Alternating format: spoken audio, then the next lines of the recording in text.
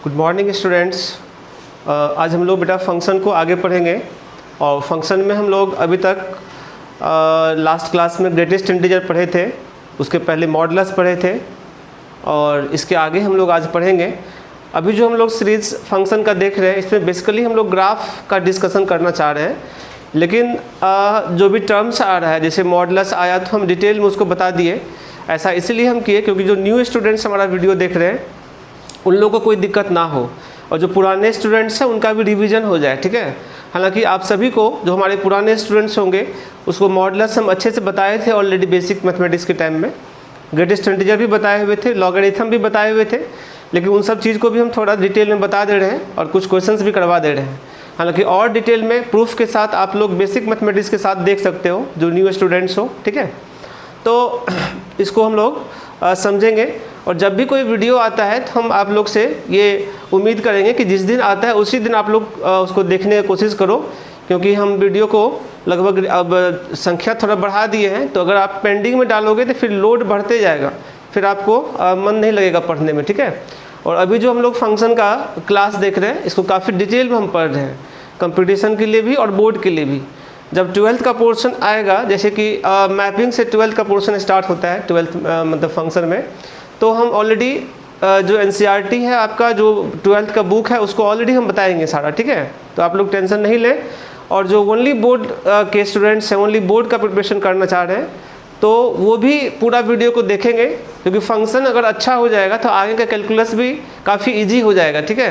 हालांकि नया सिलेबस जो आया है 12th का उसमें बहुत कुछ हटा दिया है, तो हम ओनली बोर्ड लेवल के लिए एक अलग क्लास भी स्टार्ट करेंगे, जैसा कि बताए थे हम, ठीक है। एक अलग ओनली बोर्ड लेवल का हम सीरीज स्टार्ट करेंगे, हो सकता है 15 जुलाई के बाद से वो वीडियो आएगा, ठीक है। और एक रिवीजन क्लास भी हम स्टार्ट करना चाह रहे हैं 12th पास स्टूडेंट के लिए, जो इस बार JEE का एग्ज़ाम देगा या पिछले साल 12th कर लिया है, तो वैसे स्टूडेंट्स के लिए रिवीजन के लिए हम जो है ना JEE 2020 के लिए स्टार्ट कर रहे हैं। तो जो बच्चे हमारे टारगेट के स्टूडेंट हैं वो अगर वीडियो देख रहे हैं तो उसको आप रिवीजन कर लीजिएगा, या आप लोगों के कांटेक्ट में जो 12th या 11th के स्टूडेंट हैं, आप लोगों के सर्कल में कोई आपके सीनियर होंगे तो उन लोगों को आप इन्फॉर्म कर दीजिएगा, क्योंकि इस रिवीजन क्लास में जो है हम कोशिश करेंगे कि जितना भी स्टूडेंट का प्रिपरेशन है उसमें हम 5 से 10 क्वेश्चन एक्स्ट्रा ऐड कर सकें, क्योंकि जो स्कोरिंग टॉपिक है उसको हम ज़्यादा प्रैक्टिस करवाएंगे और वो एग्ज़ाम में स्कोर में कन्वर्ट होगा। मैक्सिमम कोर्स हम कवर करने का उसमें प्रयास करेंगे, ठीक है। तो ये बात आप लोग एकदम ध्यान रखना कि जो वीडियो हम लोग अपलोड कर रहे हैं तो रेगुलर देखना है और उसी दिन देख करके नोट कंप्लीट कर लेना है सब लोगों को, ठीक है। चलिए तो हम लोग आगे बढ़ते हैं और फंक्शन में लास्ट क्लास में ग्रेटेस्ट इंटीजर हम करे थे, उसी का कुछ क्वेश्चंस पहले देखते हैं और फिर हम लोग नया कॉन्सेप्ट भी देखेंगे, ठीक है। तो बेटा हम लोग फंक्शन में जो है ग्रेटेस्ट इंटीजर से रिलेटेड 1-2 क्वेश्चंस कर रहे हैं, ठीक है। आप लोग बनाइएगा इसको। Find the value of box of 1/2, ये IIT में पूछा हुआ है 98 में। 1/2 plus 1/50 plus 1/2 plus 2/50 plus 1/2 plus 3/50 up to 1/2 plus 50/50। ये है क्वेश्चन, इसका वैल्यू निकालना है, ठीक है। देखो इसमें कितना टर्म्स है, 50 टर्म है, 1 2 3 अप टू क्या है 50, तो टोटल कितना टर्म्स है 50। तो इसमें हम कैसे कैलकुलेट करेंगे ये समझना है। तो लास्ट वाला जो हम देखते हैं टर्म 50/50 क्या होता है 1, 1 प्लस 1/2 कितना होता है 3/2, और उसका ग्रेटेस्ट इंटीजर क्या होगा 1। लास्ट से एक पहले का भी 1 होगा, चूँकि 49/50 लगभग 1 के करीब है, यानी 3/2 से थोड़ा कम होगा, 1 से ज़्यादा होगा, तो उसका भी वैल्यू क्या होगा 1। और शुरू वाला देखो ये 1 से कम है, 0 होगा, इसका भी 0 होगा। तो आखिर 1 कहाँ से स्टार्ट होगा बीच में, तो जहाँ पर 25/50 होगा तो 25/50 का वैल्यू कितना होता है बेटा 1/2, 1/2 प्लस 1/2 क्या होगा 1, ठीक है। तो 25/50 से लेकर के आगे सारा टर्म्स 1 देगा, और 24/50 अगर होगा यहाँ पर तो ये 1/2 से कम होगा, और उसमें 1/2 ऐड करोगे तो ये 1 से कम होगा। इन 24/50 तक 0 होगा और उसके बाद सारा 1 होगा, यानी ये जो रिजल्ट होगा 0 + 0 + 0 कितना टर्म्स होगा, 24 टर्म्स, और 1 + 1 + 1 कितना टर्म्स होगा, 26 टर्म्स। टोटल वैल्यू कितना हो जाएगा, 26, और ये इसका आंसर होगा। ठीक है, आगे देखो, एक दो और हम क्वेश्चंस करवा रहे हैं, इसको समझना सही से। ठीक है, सॉल्व बॉक्स ऑफ x का whole square minus 3 box x + 2 = 0, इसको सॉल्व करना है। तो आप फैक्टराइज करो, box of x - 1 into box of x - 2 = 0। यहाँ से आप देखोगे बॉक्स ऑफ x = 1 और 2, तो ये दो लगातार इंटीजर है, तो हम अगर 1 होगा तो x का वैल्यू क्या होगा, 1 से 2, और 2 होगा तो x का वैल्यू क्या होगा, 2 से 3। तो फाइनली हम कह सकते हैं x का वैल्यू 1 से 3, 1 पर क्लोज ब्रैकेट 3 पर ओपन ब्रैकेट, और ये इसका आंसर हो गया। ठीक है, सेकेंड क्वेश्चन देखो, बॉक्स ऑफ x का whole square minus 2 box x - 8 = 0। यहाँ फैक्टराइज करोगे तो box x - 4 into box x + 2 = 0। तो बॉक्स x का दो वैल्यू यहाँ देगा, 4 और -2। बॉक्स x का वैल्यू 4 कब होगा, जब x belongs to 4 to 5 closed open bracket, और -2 कब होगा, जब -2 से -1 क्लोज्ड ओपन ब्रैकेट, और ये इसका आंसर होगा। ठीक है,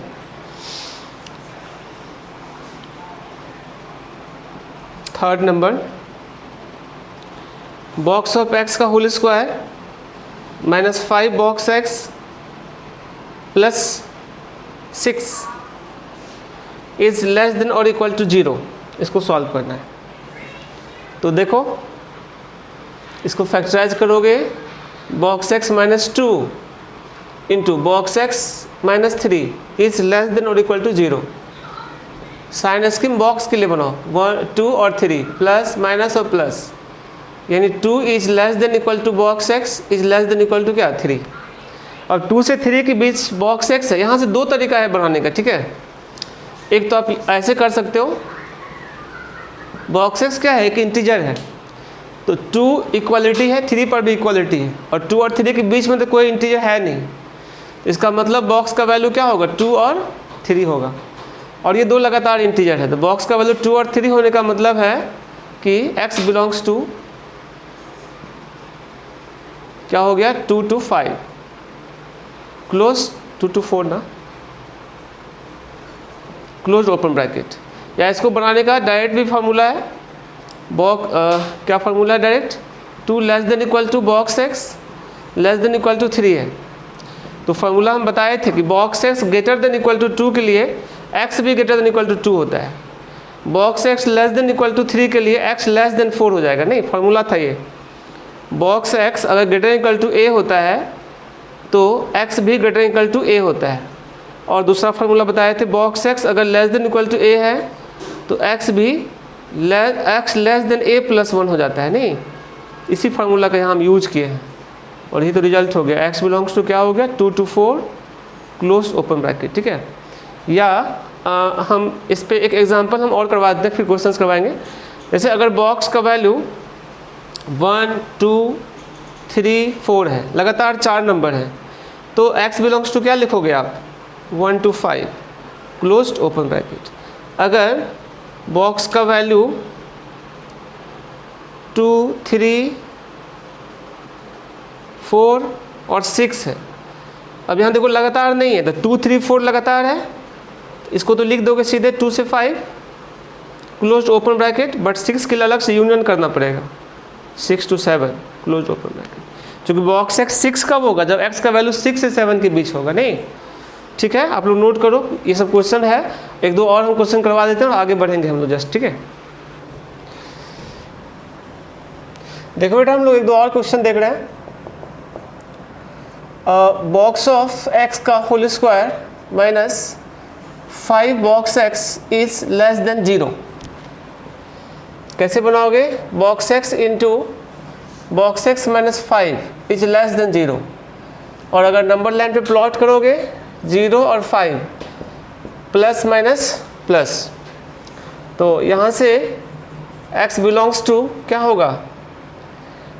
x बिलोंग्स टू नहीं, बॉक्स x बिलोंग्स टू 0 से बॉक्स x का वैल्यू 5 के बीच है। यहाँ से इसको बनाने का दो तरीका होगा। एक तो डायरेक्ट फार्मूला लगा सकते हैं, 0 is less than x, box x अगर ग्रेटर देन a होगा तो x का वैल्यू ग्रेटर और इक्वल टू a प्लस 1 होता है। That is 1 is less than equal to x is less than 5। यही इसका आंसर हो गया। x बिलोंग्स टू 1 to 5, 1 पे क्लोज ब्रैकेट 5 पे ओपन ब्रैकेट। या इसको दूसरा तरीका होगा बनाने का, क्योंकि बॉक्स x का वैल्यू 0 से 5 है, तो 0 से 5 के बीच में कौन कौन सा इंटीजर आएगा बताओ? 1, 2, 3 और 4, लगातार 4 इंटीजर है। तो लगातार 4 इंटीजर है, तो इसलिए 1 का वैल्यू x का वैल्यू क्या होगा? 1 to 5, 1 पर क्लोज ब्रैकेट 5 पर ओपन ब्रैकेट। ये आंसर होगा। तो ऐसे डायरेक्ट फार्मूला यूज कर सकते हो या ऐसे बना सकते हो, ठीक है। 5 नंबर, बॉक्स x का whole square minus 7 box x plus 12 is less than और इक्वल टू 0। इस बार ग्रेटर देन इक्वल टू 0 करते हैं, ठीक है। तो देखो कैसे बनाएंगे? बॉक्स x का square minus 7 box x, sorry ये तो है ही ना, फैक्टराइज कर लेते हैं। Box x minus 3 into box x minus 4 is greater और इक्वल टू 0। यहाँ पर अगर प्लॉट करोगे तुम, देखो ये 3 है और ये 4 है, प्लस माइनस और प्लस, तो बॉक्स x का वैल्यू जो हो रहा है वो 3 और उससे कम, और बॉक्स x का जो वैल्यू हो रहा है 4 और उससे ज़्यादा हो रहा है।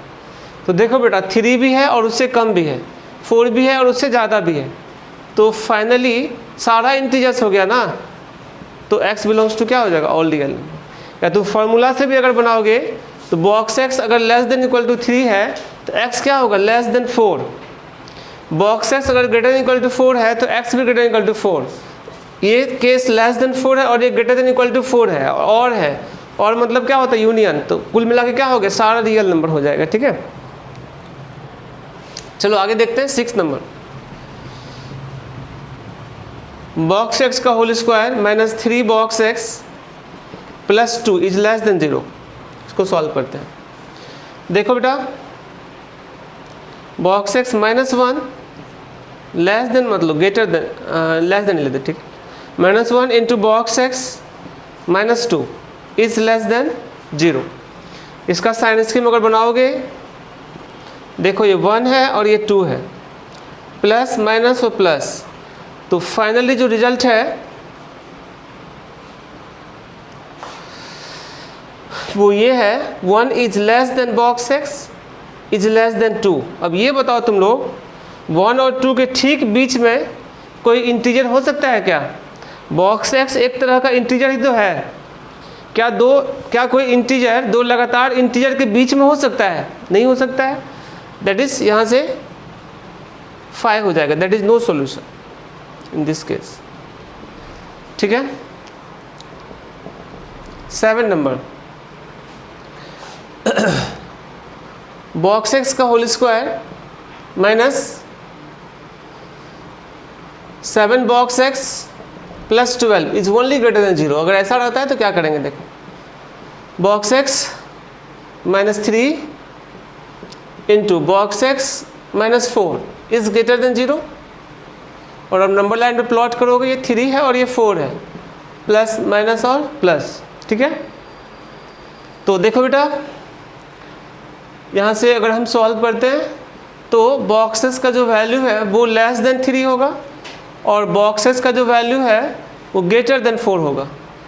फार्मूला से ही बना, चूँकि इसमें बहुत सारा इंटीजर हो जाएगा ना। तो बॉक्स x लेस देन 3 कब होता है? जब x is less than 3 also. और बॉक्स x ग्रेटर देन 4 कब होता है? जब x ग्रेटर देन और इक्वल टू 5। फार्मूला को ठीक से याद कर लेना। ये फार्मूला कौन सा यूज हुआ है इसमें, देखो box x greater than a के लिए बताए थे x greater than equal to क्या a + 1, box x less than a के लिए बताए थे x also less than a, है ना। तो फार्मूला तो याद रखना आपका काम है ना बेटा, ठीक से उसको रिवाइज कर लेना। यानी यही फाइनल आंसर हो गया, x belongs to -∞ to 3 open bracket union 5 to ∞ closed open bracket, ठीक है बेटा। तो ये ग्रेटेस्ट इंटीजर का कुछ क्वेश्चंस है, और भी क्वेश्चन आएगा आगे हम देखेंगे, ठीक है। तो अभी हम चूँकि बहुत ज़्यादा क्वेश्चंस नहीं करवा रहे हैं, बेसिक कॉन्सेप्ट बता दिए, ग्राफ बता दिए, सारा फार्मूला बता दिए, इतना काफ़ी है। अब हम लोग न्यू कॉन्सेप्ट फ्रैक्शनल पार्ट और लिस्ट इंटीजर करते हुए आगे निकलेंगे, ठीक है। नोट करिए जल्दी। तो बेटा हम लोग पीस वाइज डिफाइंड फंक्शन में अब आगे बढ़ते हैं और देखते हैं fractional part function. Fractional part function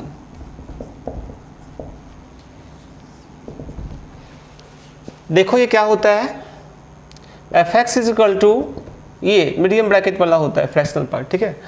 इसका डोमेन यानी x का जो पॉसिबल वैल्यू है वो हो जाएगा ऑल रियल नंबर, और जो रेंज है वो 0 to 1 होता है, ठीक है, closed open bracket. That is 0 is less than equal to fractional part of x is less than 1, ठीक है। और ये बात हम ग्रेटेस्ट इंटीजर के अंदर ऑलरेडी बता चुके थे, थोड़ा सा और बता दे रहे हैं। जो कोई भी नंबर होता है उसको इंटीजर और फ्रैक्शन में हम कन्वर्ट करते हैं, इसी इंटीजर को कहते हैं ग्रेटेस्ट इंटीजर, और ये होता है फ्रैक्शनल पार्ट ऑफ x, ठीक है। जैसे एग्जांपल के लिए अगर हम 5.7 लेते हैं तो 5 + 0.7 होगा, और ग्रेटेस्ट इंटीजर ऑफ 5.7 क्या होता है बेटा 5, फ्रैक्शनल पार्ट ऑफ 5.7 क्या होता है 0.7, ठीक है। चलिए तो हम लोग आगे देखते हैं कुछ और एग्जाम्पल। जैसे मान लीजिए आप -2.3 रखते हैं, तो ये होगा -3 + 0.8, इसका जो बॉक्स होगा वो -3 और इसका फ्रैक्शनल पार्ट होगा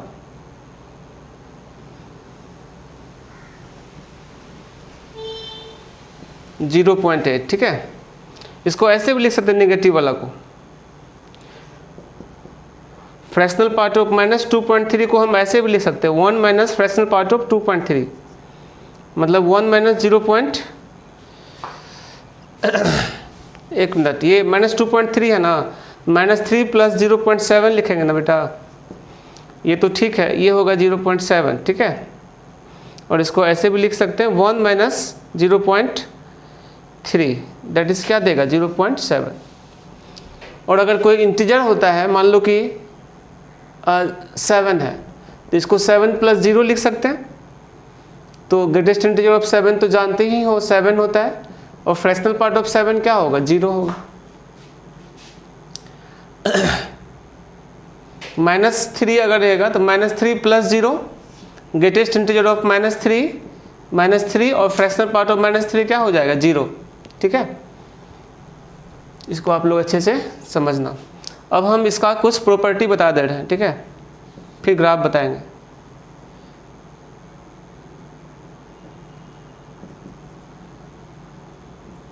properties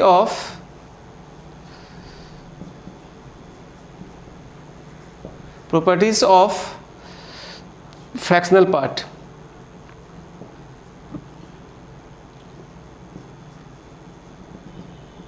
first, fractional part of x हमेशा क्या होगा 0 होगा जब x इंटीजर होगा, तो for all x belongs to integer, ठीक है। Second, fractional part of -x जो होगा 1 - फ्रैक्शनल पार्ट ऑफ x होता है जब x पॉजिटिव होना चाहिए और x इंटीजर नहीं होना चाहिए, तब यानी नेगेटिव फ्रैक्शन के लिए। जैसे ये वाला बताए थे, इस पर एक और एग्जांपल करवा देते हैं। जैसे फ्रैक्शनल पार्ट ऑफ -7.6 है,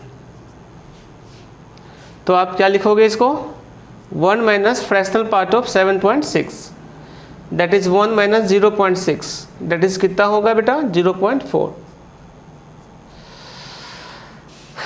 number 3, fractional part of x plus fractional part of minus x, इसका दो रिजल्ट होगा। 0 होगा जब x इंटीजर होगा, अदरवाइज हमेशा 1 होगा जब x इंटीजर नहीं होगा तब। ठीक है, कैसे देखो, मान लो x का वैल्यू रखते हैं 5.2, तो fractional part of x plus fractional part of minus x क्या देगा? Fractional part of 5.2 plus fractional part of minus 5.2, और कैलकुलेट करोगे तो ये देगा 0.2 और ये देगा 0.8, क्या होगा? 1 हो जाएगा। इस प्रकार कोई भी x रखोगे तो ये कंडीशन को सेटिस्फाई करेगा। ठीक है, इसको अच्छे से आप लोग रिवाइज करके रखना।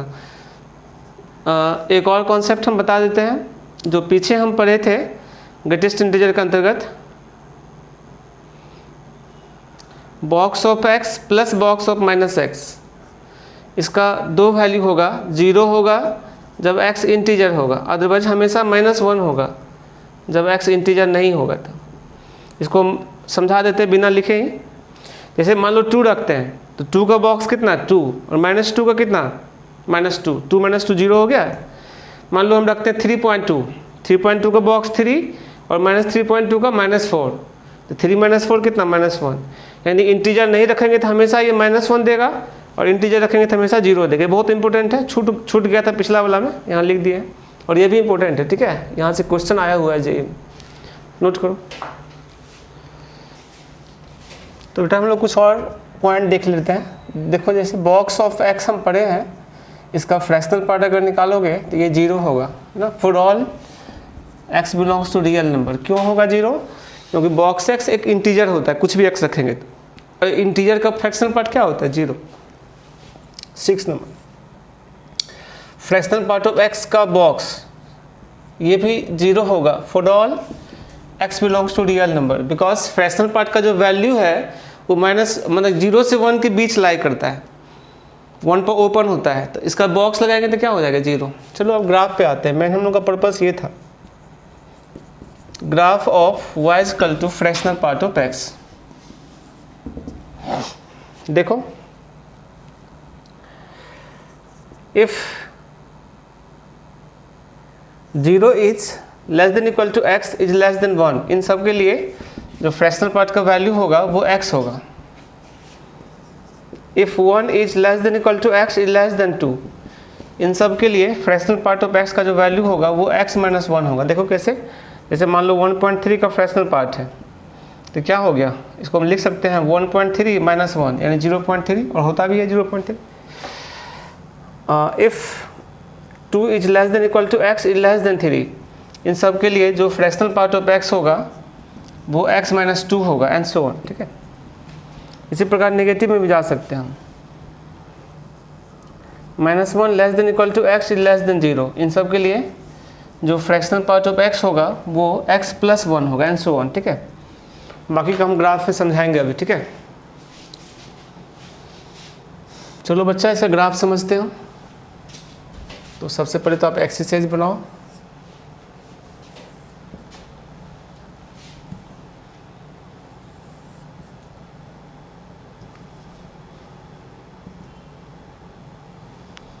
ये एक्स एक्सिस है और ये वाई एक्सिस है। 0 1 2 3 4 -1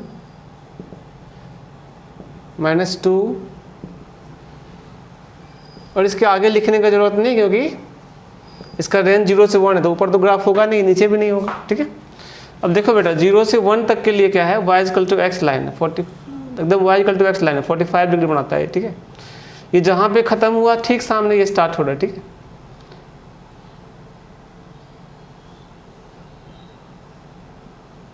मतलब ये जहाँ पे ख़त्म हुआ ठीक सामने ये स्टार्ट होगा। ठीक है, थोड़ा सा भी ये गैप नहीं होना चाहिए, ना ओवरलैप करना चाहिए। जैसे कुछ लोग ऐसे लिख देगा अगर तो गलत हो जाएगा, 2 बार कट कर जाएगा ना फंक्शन y का पैरेलल लाइन को। ठीक है, तो y का पैरेलल लाइन अगर 2 बार कट कर जाता है तो फंक्शन अनडिफाइंड होता है। नहीं, या हम गैप भी नहीं छोड़ सकते। मान लो ऐसे कुछ लोग लिख देगा तो यहाँ से देखो यहाँ तक गैप रह गया, फंक्शन तब भी अनडिफाइंड है।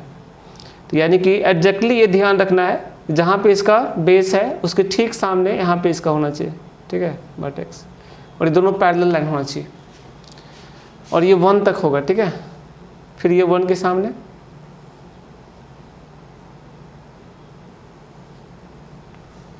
ये सब y इक्वल टू 1 लाइन खींचोगे तो इसके मतलब वर्टेक्स से सब पास करेगा, ठीक है। फिर यहाँ भी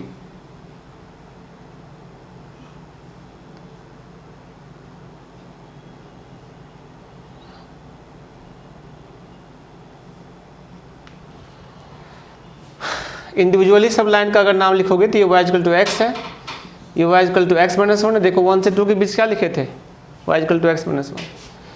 ये है y equal to x minus 2, ये है y equal to x minus 3, ये है y इक्वल टू क्या चीज़ x प्लस 1, ये है y equal to x plus 2, ये है y equal to x plus 3। ऐसे भी चेक कर सकते हैं। जैसे x प्लस 1 कैसे है, x इक्वल टू माइनस 1 रखने से y 0 हो रहा है। x प्लस 2 कैसे है, x इक्वल टू माइनस 2 रखने से y 0 हो रहा है। x माइनस 3 कैसे है, x इक्वल टू 3 रखने से y 0 हो रहा है ना, and so on. Complete graph जो बना है यही है फ्रैक्शनल पार्ट ऑफ x का, और ये ऊपर 1 है तो तुम देख सकते हो कि रेंज इसका क्या है 0 से 1, 0 पे क्लोज ब्रैकेट 1 पर ओपन। y के अलोंग जो ग्राफ होता है वही ना रेंज होता है, और s के अलोंग ग्राफ क्या दिख रहा है, ऑल रियल नंबर, इसलिए डोमेन क्या है इसका, ऑल रियल नंबर, ठीक है। चलिए इसके बाद आगे बढ़ते हैं, ये फ्रैक्शनल पार्ट था। अब हम पढ़ते हैं list integral function. List integral function, list integral function कैसा होता है तो समझो।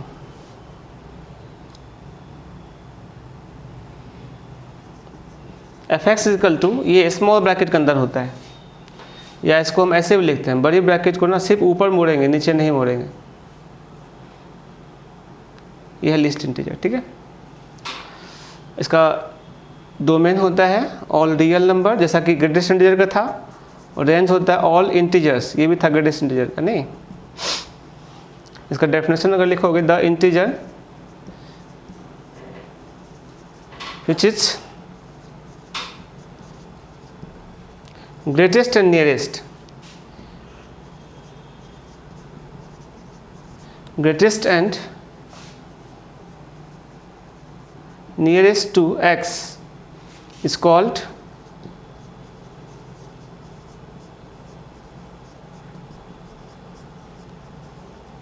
List integer of x। इसी को डिनोट करते हैं हम लोग, इट इज डिनोटेड बाय ये स्मॉल ब्रैकेट, ठीक है, या ये भी लिख सकते हैं। ज़्यादा फेमस ये स्मॉल ब्रैकेट वाला ही है, लेकिन ऐसे भी लिख सकते हैं,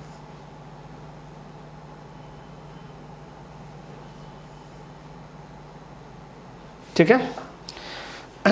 मतलब ये हुआ n अगर लेस देन x है और less than equal to n plus 1 है, इन सभी नंबर के लिए जो लिस्ट इंटीजर देगा वो अगला इंटीजर होता है n plus 1।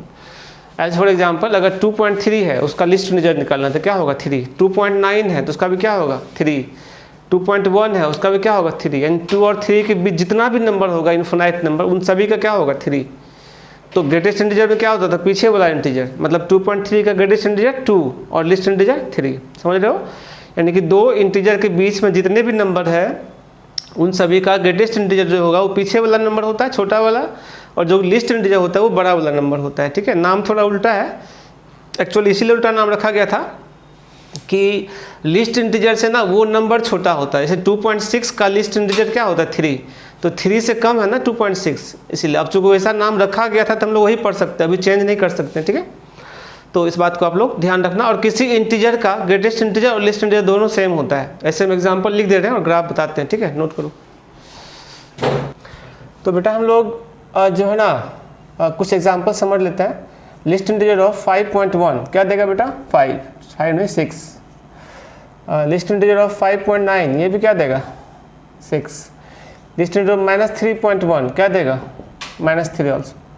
List integer of -3.7 also -3, क्योंकि -3.7 -4 और -3 के बीच है, तो बड़ा इंटीजर -3 है यहाँ पर, ठीक है। और किसी इंटीजर का निकालोगे लिस्ट इंटीजर तो वही देगा, -2 का निकालोगे -2। लिस्ट इंटीजर ऑफ 5/3 ये हो रहा है 1 पॉइंट समथिंग, तो क्या देगा 2।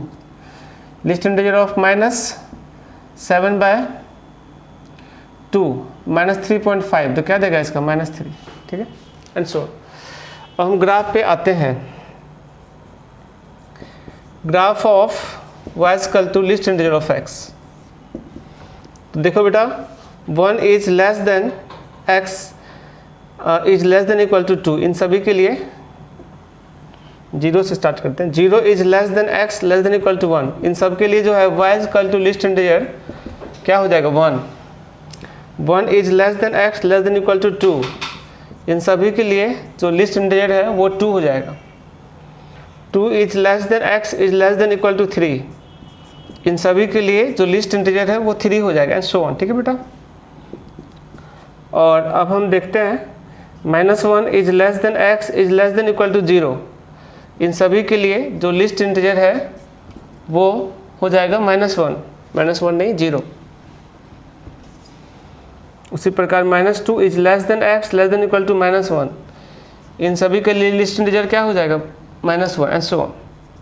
इसी डाटा के आधार पे हम लोग इसका ग्राफ बनाएंगे अभी। ठीक है, देखो कॉन्सेंट्रेट रहना।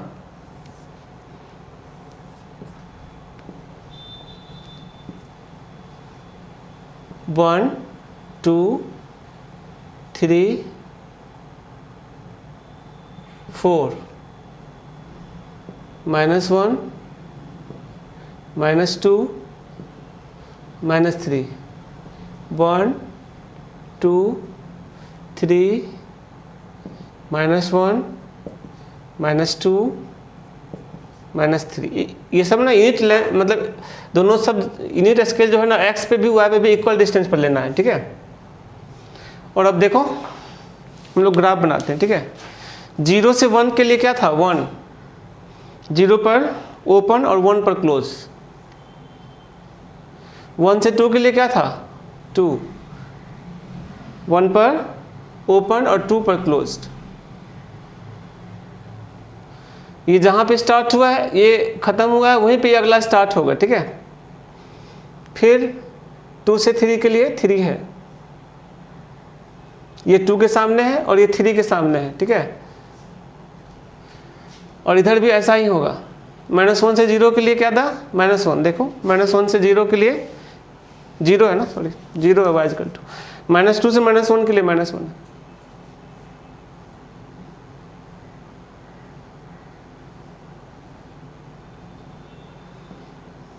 इस तरह से स्टेप स्टेप चलेगा, इसका भी नाम है स्टेप फंक्शन। ठीक है,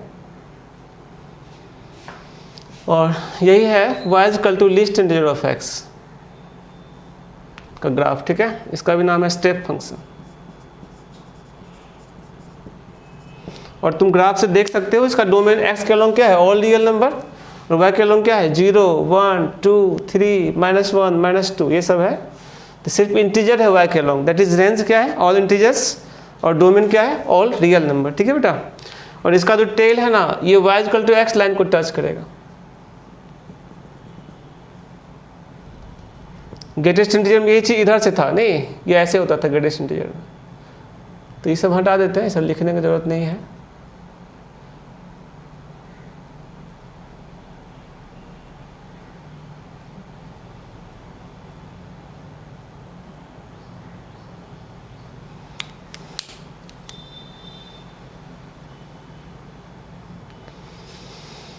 चलिए, तो अब हम लोग का जो एक सीरीज़ था मतलब अलजेब्रिक फंक्शन का, वो पूरा कंप्लीट हो चुका है। अलजेब्रिक फंक्शन में जो टाइप्स था पॉलिनोमियल, उसका 2 टाइप, कांस्टेंट और आइडेंटिटी। उसको रैशनल फंक्शन था, फिर इरेशनल फंक्शन था, फिर आए हम लोग पीस वाइज डिफाइंड फंक्शन में, उसमें आ गया मॉडुलस फंक्शन, फिर आया सिग्नम फंक्शन, फिर ग्रेटेस्ट इंटीग्रल फंक्शन, फिर फ्रैक्शनल पार्ट फंक्शन, और अभी पढ़े थे हम लोग लिस्ट इंटीग्रल फंक्शन। तो टोटल अलजेब्रिक फंक्शन का लिस्ट हम लोग कंप्लीट किए हैं। ठीक है, अब उस साइड जो हम लोग का ट्रांसेंडेंटल फंक्शन था उसको हम लोग स्टार्ट करेंगे। ठीक है,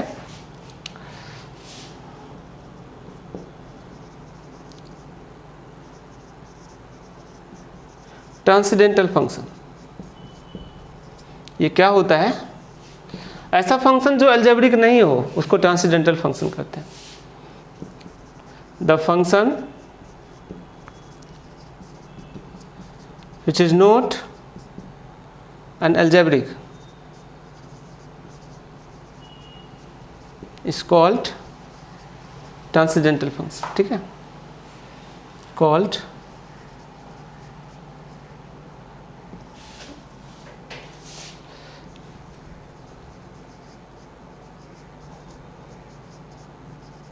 ट्रांसडेंटल फंक्शन, ठीक है।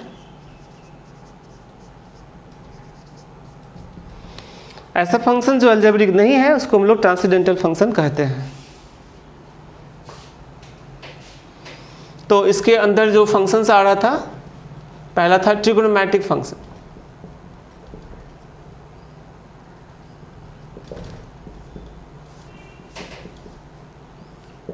ट्रिगोनोमेट्रिक फंक्शन में हम देखते हैं first f x equal to sine x, इसका नाम है sine function, SINE, sine function, ठीक है। इसका जो डोमेन होता है वो ऑल रियल होगा, यानी -∞ टू +∞ बताए भी थे, और इसका जो रेंज होता है वो -1 से +1 क्लोज ब्रैकेट होता है, और that is -1 less than equal to sine x is less than equal to +1। इसको हम ऐसे भी लिख सकते हैं, अब mod of sine x is less than equal to 1, ठीक है। तो आगे हम इसका ग्राफ डिस्कस कर रहे हैं, नोट करो। तो बेटा हम लोग साइन के बारे में डिस्कस करते हैं, तो हम एक डायग्राम बता रहे हैं, इसको समझना। देखो ये 0 होता है, ये π/2, ये पाई,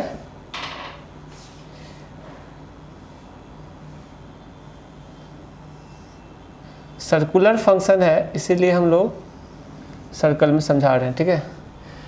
ये पाई, ये 3π/2, ये फिर से 2π, ये 5π/2, ये 3π, ये 7π/2, फिर ये 4π एंड सो ऑन, चलते जाएगा ये, ठीक है। क्लॉकवाइज चलेंगे तो फिर नेगेटिव चलेगा, है ना। ये होगा -π/2, ये हो गया -π, ये हो गया -3π/2, ये हो गया -2π एंड सो ऑन, ऐसे चलेगा क्लॉकवाइज। तो इन सारे पे हम लोग जानते हैं साइन का जो वैल्यू होता है, साइन का वैल्यू 0 पर क्या होता है 0, π/2 पर क्या होता है 1, π पर क्या होता है 0, 3π/2 पर क्या होता है -1, ठीक है। इसी डाटा के आधार पर हम लोग ग्राफ बनाएंगे अभी, ठीक है, साइन का।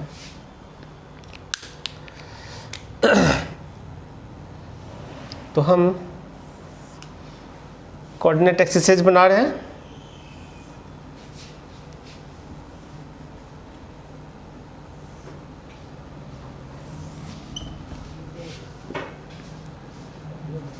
और इस पर नंबर्स प्लॉट कर रहे हैं। जब भी एक्स एक्सिस पर रखना है एंगल तो वो हमेशा रेडियन में रखना चाहिए, क्योंकि डिग्री को हम लोग नंबर से रिलेट नहीं कर सकते हैं। तो π/2, पाई, 3π/2, 2π,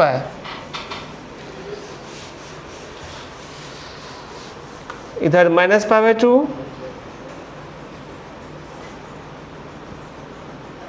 -π,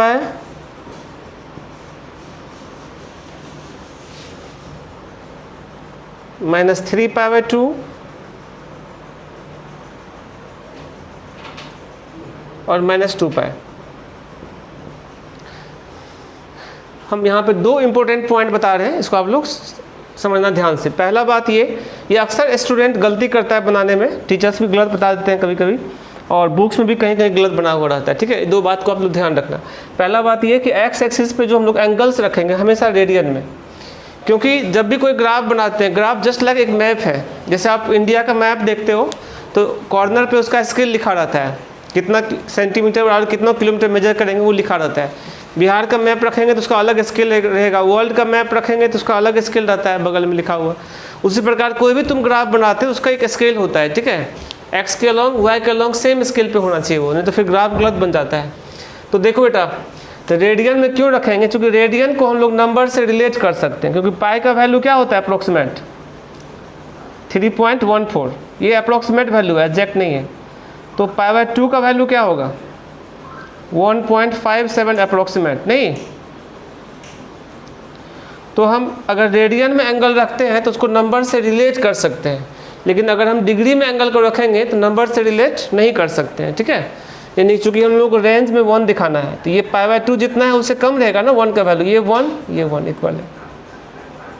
अगर हम पाई 2 यहाँ दिखाएं और 1 को यहाँ दिखा देते गलत होगा ना। पाई 2 का लेंथ ये है और 1 का लेंथ देखो इससे बहुत ज़्यादा हो गया। RS अग्रवाल सब बुक में यही किया हुआ है, ग्राफ को ऐसे बना दिया। हम पहले गलत ग्राफ बना देते हैं, ऐसे बनाया ग्राफ को, ठीक है। ये गलत है क्योंकि यहाँ पर यूनिट स्केल का ध्यान नहीं रखा, और ऐसा ग्राफ अगर आप बनाओगे तो क्वेश्चन गलत बनेगा फिर IIT का, ठीक है। क्योंकि हम लोग ग्राफ सीख रहे हैं तो उसके लिए क्वेश्चन सही से बनना चाहिए, नहीं स्केल x और y पर सेम रखना है, ठीक है।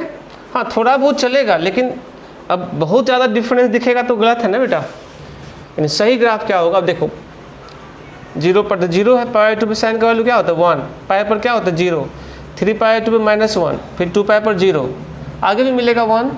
हालांकि इसके बीच का हम नहीं निकाल रहे हैं, बीच का अगर 1 डिग्री 2 डिग्री 3 डिग्री सब एक्सपेरिमेंटल है। हम लोगों को पता होता है कौन कौन सा angle, 30 degree 45 degree 60 degree 90 degree. अगर 1 डिग्री 2 डिग्री सब काम पड़ेगा तो ट्रिगोमेट्री का चार्ट आता है, जैसे लॉग टेबल आता है बेटा, उसी प्रकार ट्रिगोमेट्री का चार्ट आता है, ट्रिगोमेट्रिकल टेबल, तो उससे देख करके बताना होगा, ठीक है।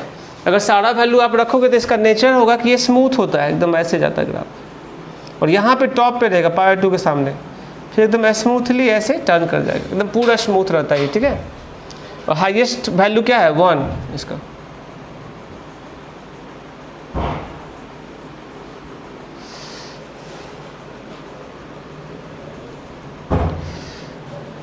थ्री पाई 2 पर -1 अटेंड करेगा, फिर इधर -1, फिर इधर +1। अगर हम y = 1 लाइन खींचे तो सभी को टच करना चाहिए यहाँ पे, नहीं इस तरह से खींचने की जरूरत नहीं, अंदाज में से ग्राफ पेपर पे आप बनाओगे ना तो वो लाइन खींचा रहता है वहाँ पर, ठीक है। वहाँ पर आप लोगों को दिक्कत नहीं होगा कुछ भी। तो ये जो ग्राफ बना है ये जाएगा -इन्फिनिटी तक, ये भी आगे जाएगा इन्फिनिटी तक। 5 पाई 2 पे ऊपर 1 होगा, फिर 3 पाई पे क्या हो जाएगा 0 and so on.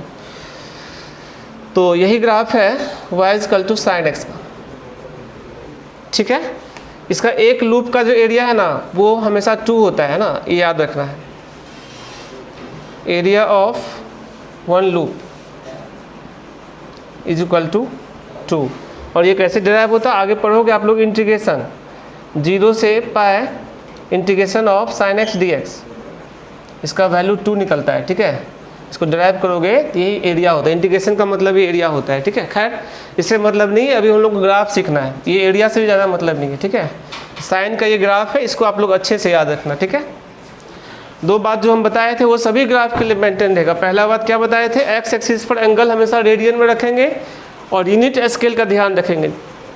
Unit scale का ध्यान कैसे रखेंगे, तो हम देख रहे हैं कि पाई 2 ये है तो 1 का वैल्यू क्या है पाई 2 से कम होगा ना, 1 चूँकि पाई 2 का वैल्यू 1.5 के आसपास है, नहीं 1.57, तो 1 तो इससे पहले होना चाहिए, तो इतना ही हाइट उठेगा ना ग्राफ का। ये सब बात को ध्यान रखना है, ठीक है।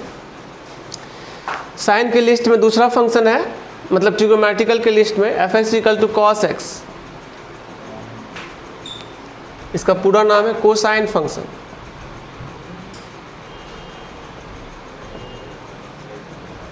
ठीक है। और इसका डोमेन होता है ऑल रियल नंबर और इसका रेंज होता है ऑल्सो -1 to +1, यानी जो cos x का वैल्यू होगा वो -1 से +1 के बीच होता है, या इसको ऐसे भी लिख सकते हैं mod of cos x is < 1, ठीक है बेटा। तो इसका अगर हम डायग्राम बनाएं,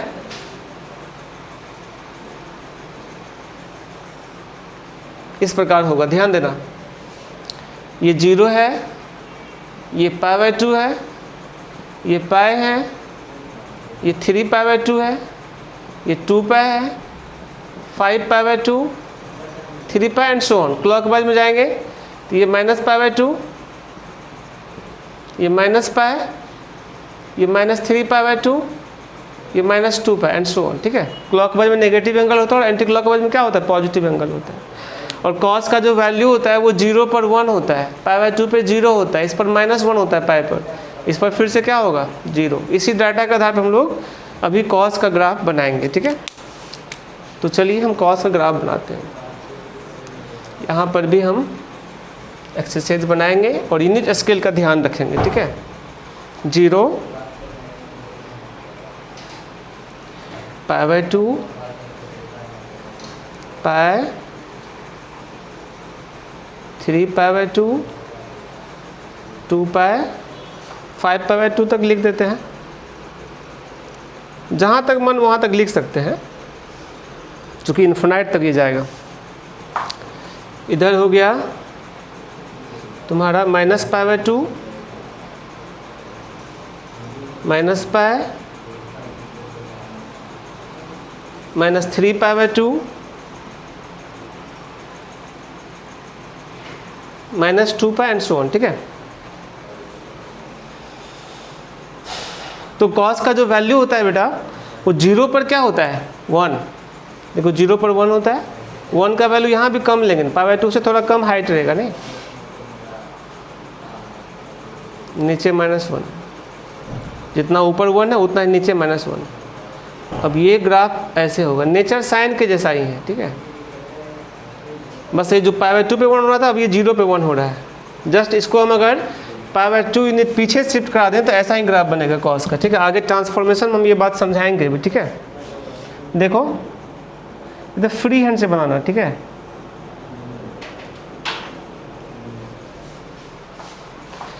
इसके बाद पाई पर होगा -1,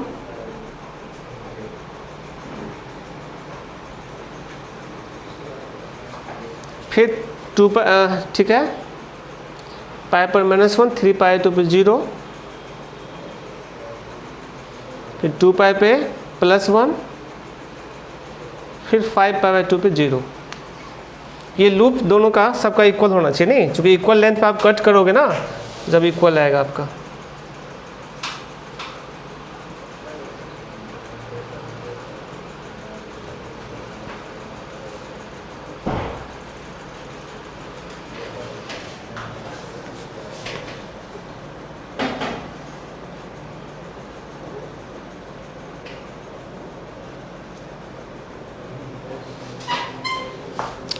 फिर इस पे -1 होता है, इस पे क्या होगा +1, आगे 5/2 फिर क्या 0 हो जाएगा, चलते जाएगा इस तरह से। ठीक है, यानी ऊपर का हाइट 1 तक रहेगा, नीचे का हाइट -1 तक रहेगा। इसी कारण से जो रेंज होता है हम लोग जानते हैं कि -1 से लेकर के +1 तक होता है, नहीं, क्योंकि y के लॉन्ग जो ग्राफ है वो -1 से +1 है, बट x के लॉन्ग क्या दिख रहा है, ऑल रियल, ये चलते जाएगा ऑल रियल के लिए। साइन में भी ऐसा ही होता है, रेंज क्या है -1 से +1, बट डोमेन क्या है, ऑल रियल नंबर। ठीक है, आप लोग नोट करो, फिर हम आगे बढ़ते हैं। ठीक है, इसका भी 1 मिनट, इसका भी एक लूप का जो एरिया होगा, कहीं का भी एक लूप ले लो, इसका एरिया 2 होगा। ठीक है, area of 1 loop is equal to 2। ठीक है, ये एडिशनल बात हम बता दिए, आगे काम आएगा इंटीग्रेशन सब में, अभी तो बस ग्राफ समझना है हम लोगों को। ठीक है, तो हम ट्रिगोमेट्रिक फंक्शन का तीसरा टाइप पढ़ रहे हैं, f(x) = tan x, और इसका नाम है टेंजेंट फंक्शन।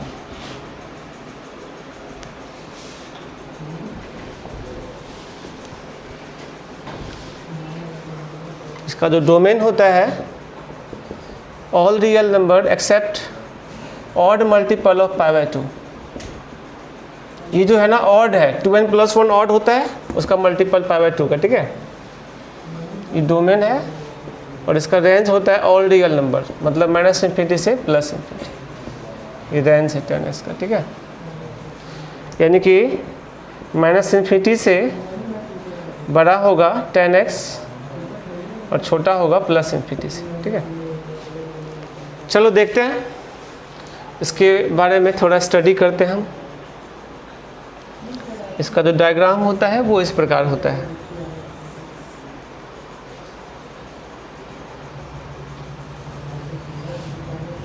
इसको अच्छे से समझना, ट्रिगोमेट्री में भी हेल्प करेगा। देखो ये 0 है, π/2 है, पाई है 3π/2, फिर से ये क्या है 2π है। क्लॉकवाइज जाएंगे तो ये क्या होगा -π/2, ये हो गया -π, ये हो गया -3π/2, फिर से ये -2π, नहीं, एंड सो ऑन। अब जो वैल्यू होता है 10 का वो लिखते हैं। 10 का वैल्यू 0 पर जो है 0 होता है, π/2 के जस्ट पहले इन्फिनिटी और जस्ट बाद -∞ होता है। उसी प्रकार पाई पर 0 होगा, 3π/2 के जस्ट पहले इन्फिनिटी और जस्ट बाद माइनस इन्फिनिटी होगा। ये 10 का वैल्यू होता है। इसी अकॉर्डिंग हम लोग ग्राफ बनाएंगे। एग्जैक्टली π/2 पर अनडिफाइंड होता है, ठीक, इसलिए होल दिखा दे रहे हैं। ये डाटा है और इसी डाटा का यूज करेंगे हम लोग ग्राफ बनाने के दौरान, ठीक है, समझना है अच्छे से।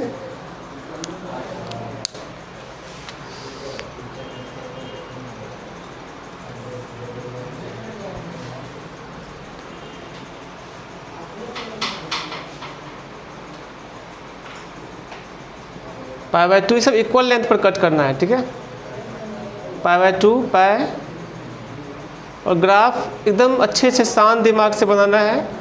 और जब जैसे बनाने के दौरान कभी कभी होता है गलत हो गया तो काट के फिर से बनाना, संकोच नहीं करना है और उसमें करेक्शन भी नहीं करना, काट के फिर से बनाना है, ठीक है। जब तक आप परफेक्ट बनाना नहीं सीख जाओगे ना तब तक बनाते रहना है, क्योंकि ग्राफ एक जस्ट आर्ट है और ये जितना प्रैक्टिस करोगे उतना ही अच्छा होगा, ठीक है।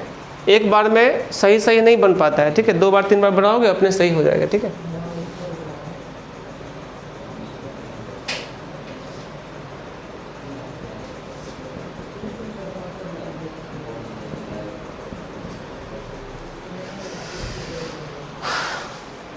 ये तो इन्फिनिटी तक जाएगा, ऊपर भी नीचे भी,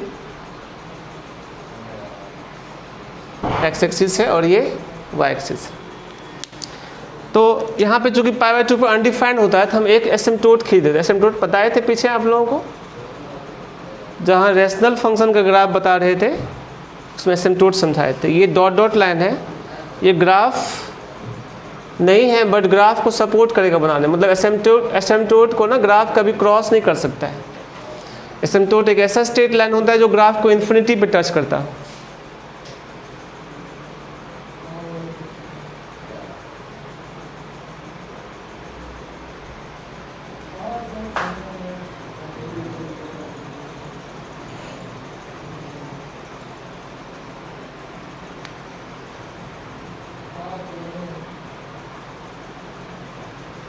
-3π/2 पे फिर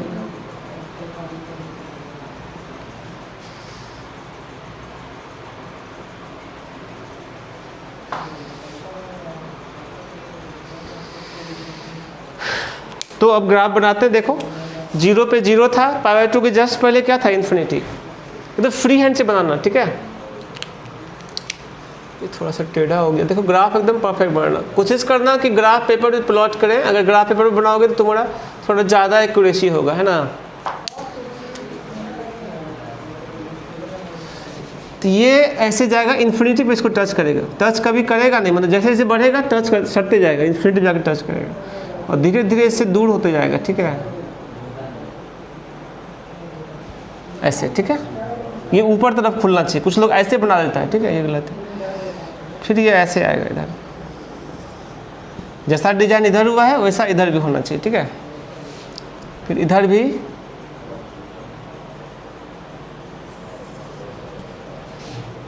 एरो दे दिए, मतलब ये आगे ऊपर इन्फिनिटी तक जाएगा, ठीक है। अगर 5/2 तक रहता तो ये ऐसे जाता, उधर नहीं, यहीं पे छोड़ देता। फिर इधर होगा ऐसे। ये जो ब्लैक कलर का बना है डिजाइन, यही है हमारा y=10x का ग्राफ। और आप देख सकते हो x के अलॉन्ग जो ग्राफ है ऑल रियल है एक्सेप्ट π/2। π/2 पर देखो अनडिफाइंड है, 3π/2 पर भी अनडिफाइंड है, -π/2 पर भी अनडिफाइंड है, -3π/2 पर भी अनडिफाइंड है। इसीलिए लिखे थे all real except odd multiple of π/2। n का वैल्यू 0 रखोगे तो क्या मिलेगा, π/2 जिस पर अनडिफाइंड था। 1 रखोगे तो क्या मिलेगा, 3π/2 उस पर भी अनडिफाइंड था। -1 रखोगे तो क्या मिलेगा, -π/2 उस पर भी अनडिफाइंड था। -2 रखोगे तो क्या मिलेगा, -3π/2 उस पर भी अनडिफाइंड था, एंड सो ऑन, ठीक है। और ये इंक्रीजिंग फंक्शन, देखो ग्राफ कभी डिक्रीज नहीं कर रहा, जहाँ देखो इंक्रीज ही कर रहा है ना। ये 2-3 बात हम यहाँ बता दे रहे हैं। पहला तो ये lines x = odd multiple of π/2 are asymptotes of the curve y = 10x, और ये एक इंक्रीजिंग फंक्शन होता है। It is an increasing function, it is an increasing function. ठीक है, और रेंज के बारे में तुम देख ही रहे हो, माइनस इंफिनिटी से प्लस इंफिनिटी होगा के लोग, इसीलिए इसका रेंज क्या था, ऑल रियल नंबर था। तो बेटा ये सब एकदम फंडामेंटल ग्राफ है, इसको अच्छे से याद रखना पड़ेगा। मतलब आप अगर ओनली बोर्ड का भी पढ़ाई कर रहे हो तब भी आपको ये सब ग्राफ जरूर देखना पड़ेगा सही से। ठीक है, तो अच्छे से ग्राफ का सेक्शन को आप लोग याद कर लेना, रिवाइज कर लेना सही से। ठीक है, और याद रखना आगे के लिए। ठीक है, ऐसे प्ले विद ग्राफ आप लोगों को बोले थे, वो आप पढ़ ही रहे होगे, शायद 1 से 15-16 पेज तक अभी आप पढ़ सकते हो, बेसिक ग्राफ है उसमें। इसके बाद जब ग्राफ का लिस्ट खत्म हो जाएगा बेसिक ग्राफ का, अभी हम लोग क्या सब बच गया है, ट्रिगोनोमेट्री में 3 और फंक्शन बच गया है, उसके बाद लॉगरिथमिक फंक्शन बच गया है, एक्सपोनेंशियल फंक्शन बच गया है। इनवर्स ट्रिगोनोमेट्री तो हम आगे पढ़ेंगे फंक्शन के बाद। ठीक है, तो फिर इसी ग्राफ का ट्रांसफॉर्मेशन करेंगे, है ना, और फिर रेंज बताएंगे। यहाँ तक काफ़ी स्टैंडर्ड सेक्शन है, और यहाँ तक खत्म होने के बाद हम लोग का 12th का पोर्शन जो है मैपिंग स्टार्ट होगा। हालांकि 12th में अब बोर्ड में सिर्फ मैपिंग पूछेगा, हम मैपिंग को काफ़ी डिटेल में ऑलरेडी अच्छा से बता देंगे। ठीक है, आप लोग टेंशन मत लेना, और हम अनाउंस कर देंगे कौन सा जो लेक्चर है ओनली बोर्ड स्पेशल है ना, वो हम बता देंगे। बट ये सब भी काम आएगा, कैलकुलस को आगे का चैप्टर पढ़ोगे तो उसमें सब काम पड़ता है। ठीक है, चलिए ठीक है, थैंक यू, अगली क्लास में लोग मिलते हैं फिर।